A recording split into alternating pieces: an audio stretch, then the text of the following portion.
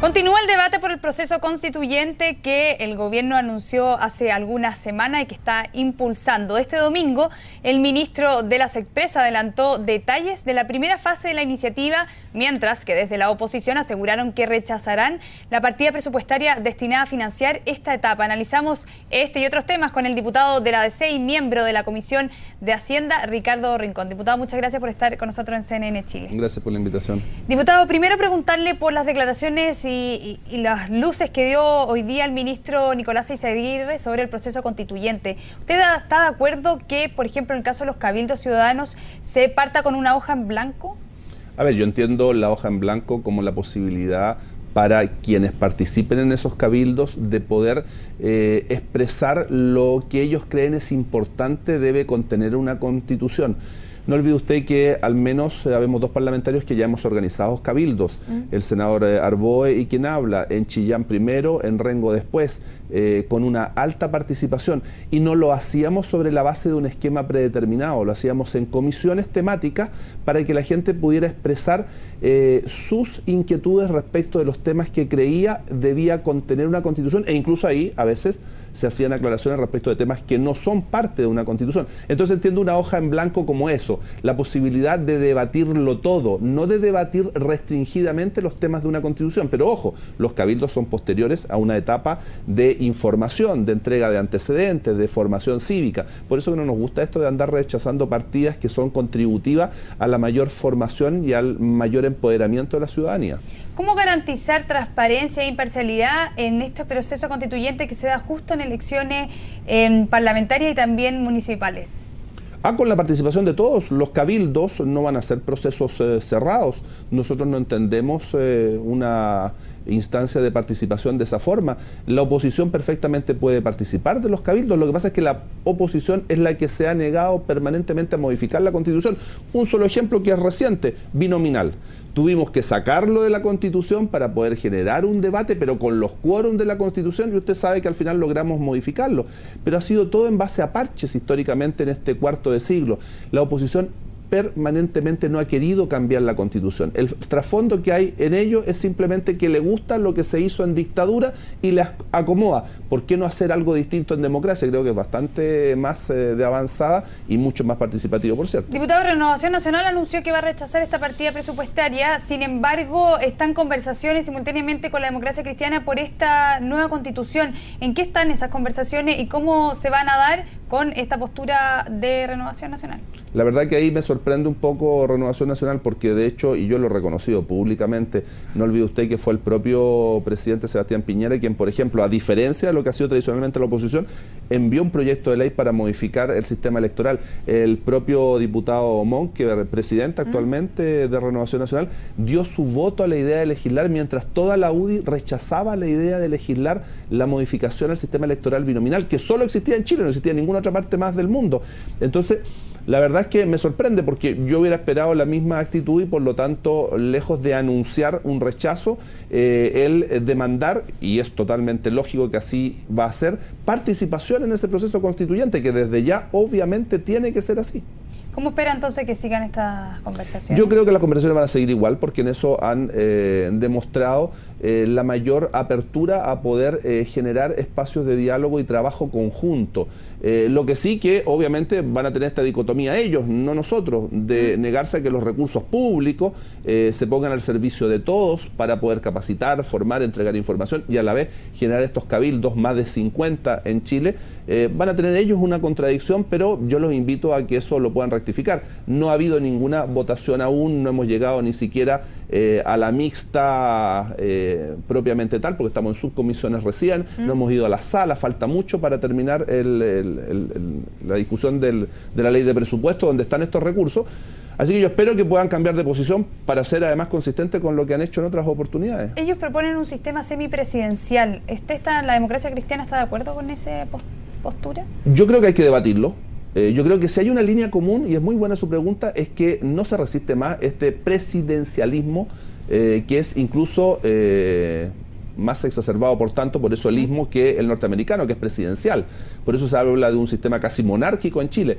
Yo creo que hay harta posibilidad de cambiar ese sistema, y si Renovación Nacional también lo está planteando, es porque quiere un cambio constitucional. Entonces, ¿por qué negarse a que se pongan recursos sobre la mesa, que además son bastante pocos, para poder desarrollar esos procesos con académicos, con expertos, pero también con la ciudadanía, entregando las herramientas respectivas? Más cuando ellos están haciendo ese tipo de propuestas que significarían un cambio radical en la estructura constitucional chilena. Diputado, el expresidente Ricardo Lagos también se refirió al proceso constituyente y dijo, si bien apoyaba este cambio, esta nueva constitución, dice que el proceso es muy largo y que sería más fácil discutir el cómo si ya se definió el qué. ¿Falta de parte del oficialismo, del gobierno, tener una postura o empezar la discusión del contenido de una nueva constitución?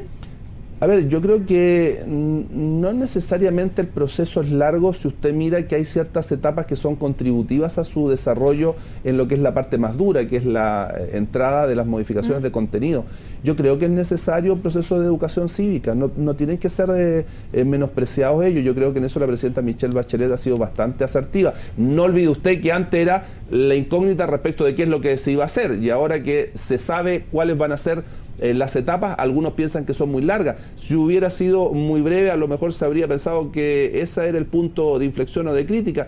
Yo creo, y en ese sentido, creo que el presidente Ricardo Lagos, su expresidente, puede también ser contributivo en este esfuerzo, también de formación, de capacitación, y no creo necesariamente que estas distintas etapas sean muy largas. Creo que en su conjunto son contributivas a un esfuerzo que debe ser verdaderamente bien hecho en el país, y bien hecho requiere este tipo de etapas. ¿Y el contenido? ¿Cuándo se debería empezar a tocar, por ejemplo, de parte del Congreso? A ver, el levantamiento temático que los cabildos te van a generar va a posibilitar claramente la discusión de contenido. Los cabildos en sí, sobre todo aquellos que sean convocantes, con alta participación de partida, van a significar levantar contenidos temáticos fuertemente. Y a partir de eso va a venir obviamente el análisis por parte del Ejecutivo y de la propia Presidenta de la República de su propuesta. Así que es perfectamente posible que al término del próximo año estemos debatiendo fuertemente sobre contenido. Diputado, respecto al paro en el registro civil, ¿cómo ve la situación y cree que cuál es el camino que debería tomar el gobierno? ¿Más mano dura o abrir el diálogo? A ver, aquí siempre se ha estado conversando. Hay una suerte de dicotomía en esto de que aparezca en dos posiciones tan extremas, cuando de una u otra forma han habido espacios de conversación, probablemente no todos los que se quisieran, no en términos de tener una mesa debidamente instalada. Claro, los funcionarios denuncian que ni siquiera el nuevo director del registro civil se ha comunicado con ellos.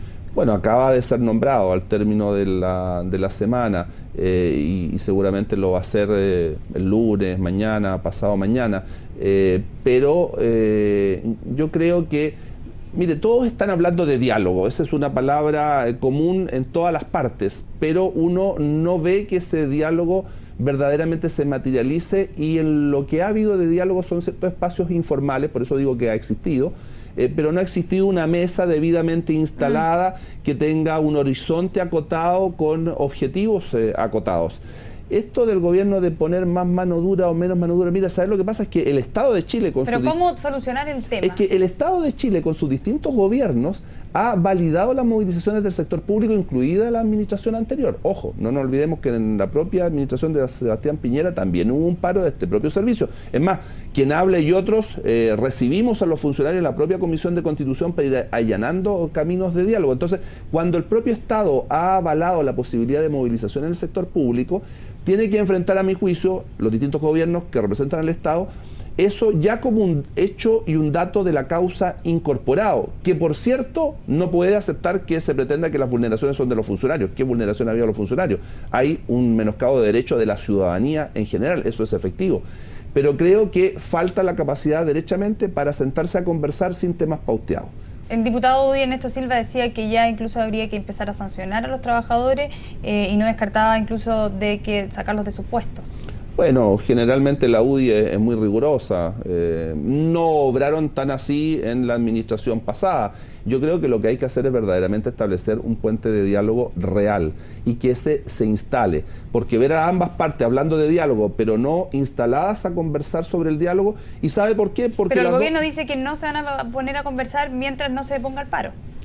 ¿Cree que el gobierno entonces tiene que empezar a conversar aunque esté el paro, por ejemplo? Yo creo que la condición para conversar, a mi juicio, debiera ser que los mínimos servicios esenciales para los que requieren los ciudadanos de este país se puedan otorgar.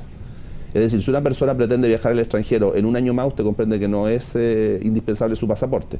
Si viaja la próxima semana, sí y es indispensable su pasaporte. ¿Ya? Si un bebé ha nacido, es fundamental inscribirlo, no solo si está enfermo, porque la contingencia de enfermedad es un imprevisto que usted no solo no sabe, sino que no puede resistir. Entonces, tienen que establecerse ciertos servicios mínimos más que condicionar la situación de paro. Pero también los directivos o dirigentes del registro civil no deben, a mi juicio, condicionar la solución al conflicto con los recursos para el 2016. Creo que ambas partes tienen ahí una posibilidad de ceder algo, lo digo como un conocedor de la temática, que si lo hicieran, miren lo que le estoy diciendo, podrían perfectamente instalar una mesa en 24 horas y en una semana, 2 semanas, tener solucionado este conflicto. ¿Pero ha habido una falta de liderazgo o cómo ve usted la labor que hizo el gobierno que terminó que en 5 semanas sigue el paro y además ahora se radicaliza? O sea, de hecho ha habido una falta de liderazgo de quien era la directora del Servicio Civil, porque usted vio que no tuvo ninguna capacidad ni para poder establecer ese espacio de conversación, ni siquiera para pretender liderar el proceso, a tal punto que la termina sacando. Eso es como evidente en el conflicto que está. Pero yo creo que de las dos partes ha faltado esta capacidad para ceder un poco, tanto respecto de los directivos o dirigentes del registro civil, respecto de su condicionante al 2016 en recursos, como por parte del gobierno en términos, yo no haría la exigencia del no paro, pero sí de la entrega de los servicios que son fundamentales para la población, y sobre esa base, con un plazo acotado, poder negociar y resolver el problema. Y además sincerar el problema, porque aquí hay un arrastre pendiente de recursos producto de una licitación de pasaporte que se va a encarecer fuertemente y que ha sido subsidiada por el Estado a través de los recursos propios del registro civil. Creo que el problema no está suficientemente sincerado.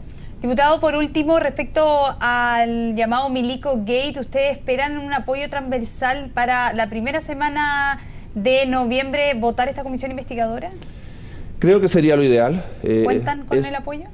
Hasta ahora tenemos las firmas, pero básicamente la nueva mayoría. Pero evidentemente nuestro esfuerzo, y por eso no lo hemos anunciado con una fecha cierta, el primer martes, por ejemplo, nuestro esfuerzo va a estar centrado ese primer martes y durante la próxima semana, no obstante distrital, en que puede existir un apoyo transversal. Algunos ya lo han anticipado desde la oposición y lo celebro, porque creo que debiera ser un tema que preocupara fuertemente. Son miles de millones de dólares los que están emposados producto de la ley reservada del cobre. Y yo creo que sobre este tema hay que hacer transparencia mucho más allá del escándalo mismo, que involucra algunos miles de millones de pesos al parecer, pero no los miles de millones de dólares que genera la ley reservada del cobre y sobre los que yo creo el país de una vez por todas tiene derecho a saber dónde están las platas, cómo se administran las platas, qué pasa con los intereses de las platas, cómo se negocian esos intereses, qué bancos tienen las platas. Es decir, creo que sobre el particular hay demasiado paño que cortar para que solo quede además acotado exclusivamente al escándalo, que por cierto es la fuente